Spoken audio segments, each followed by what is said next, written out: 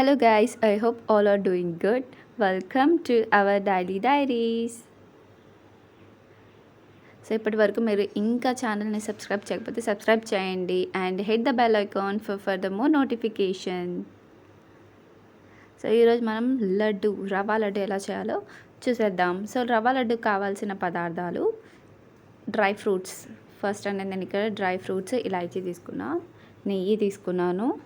So first మనం stove వెలిగించగానే లో ఫ్లేమ్లో మనం మనకు నచ్చినంత క్వాంటిటీలో ఘీ అనేది తీసుకున్నాం. ఘీ అంటే నెయ్యి. సో కొంతమందికి ఎక్కువ నెయ్యి కావాల్సి ఉంటుంది, ఇంకొంతమంది కొద్దిగా నెయ్యినే ప్రిఫర్ చేస్తారు. సో మనం ఎందుకు ఇక్కడ మీడియం ఫ్లేమ్ పెట్టుకున్నామంటే ఎందుకంటే అవి డ్రై ఫ్రూట్స్ అన్నవి కాలిపోకుండా ఉండడం కోసం. సో ఇక్కడ నేను కిస్మిస్, బాదాం, కాజు అండ్ ఇలాచీ తీసుకున్నాను అండ్ ఎండు ఖర్జూరం కూడా తీసుకున్నాను. సో ఫస్ట్ ఇవన్నీ బాగా నెయ్యిలో వేయించుకోవాలి. సో ఇలాగా తిప్పుతూనే ఉండాలి. తిప్పుకోకుండా అట్లనే ఉంటే ఏమవుతుందంటే అవి మాడిపోతాయి. సో బాగా తిప్పుతుంటే మనకు సువాసన అనేది వస్తుంటుంది.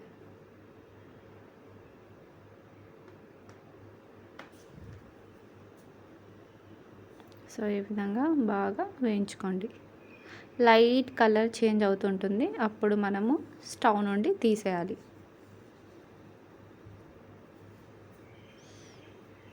ఇప్పుడు నేను ఎండు ఖర్జూరాన్ని వేయించుకుంటున్నాను. సో చూస్తున్నారుగా, దాన్ని బాగా మ్యాష్ అనేది చేసేసాను. ఎండు ఖర్జూరాన్ని సీడ్ తీసేసి దాన్ని బాగా మ్యాష్ చేసుకుంటే మనకు ఫ్లేవర్ అనేది బాగా ఉంటుంది.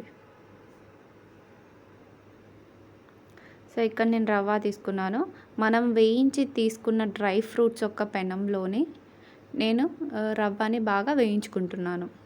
సో ఇక్కడ ఫ్లేమ్ అనేది మీరు చూడండి, మీడియంలోనే పెట్టాలి, ఎక్కువ ఫ్లేమ్లో పెట్టకూడదు, ఎందుకంటే మాడిపోయే ఛాన్సెస్ ఎక్కువ ఉంటాయి. సో ఇలా తిప్పుతూనే ఉండాలి గరిటెతో, ఉండలు ఫామ్ అవ్వకుండా ఉంటుంది.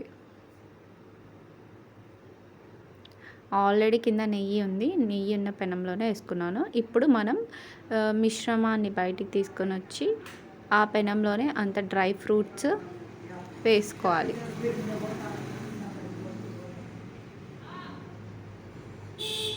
సో ఇంకో బౌల్లో 500 ml అంటే ఒక మిల్క్ ప్యాకెట్ 1/2 లీటర్ నేను బాయిల్ చేసుకుంటున్నాను.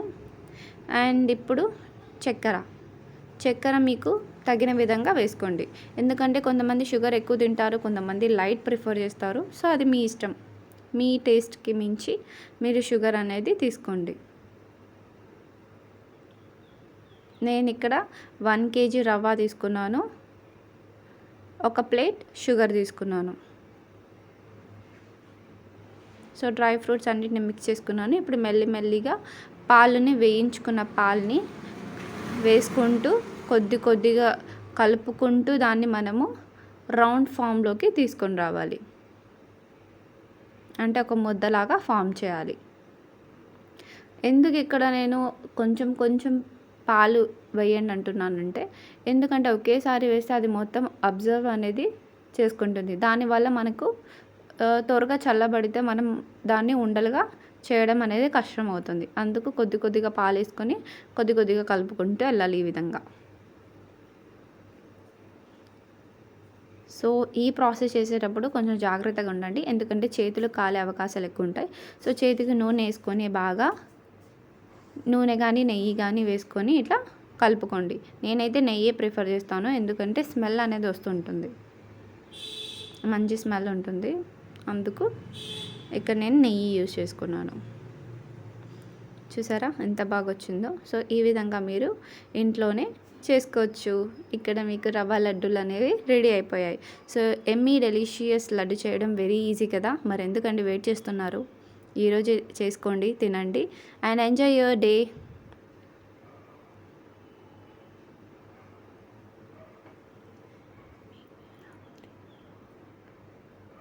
మీకు ఎలా కుదిరిందో, మీరు ఏ విధంగా ప్రయత్నించారో కామెంట్ రూపంలో తెలపండి. Thank you.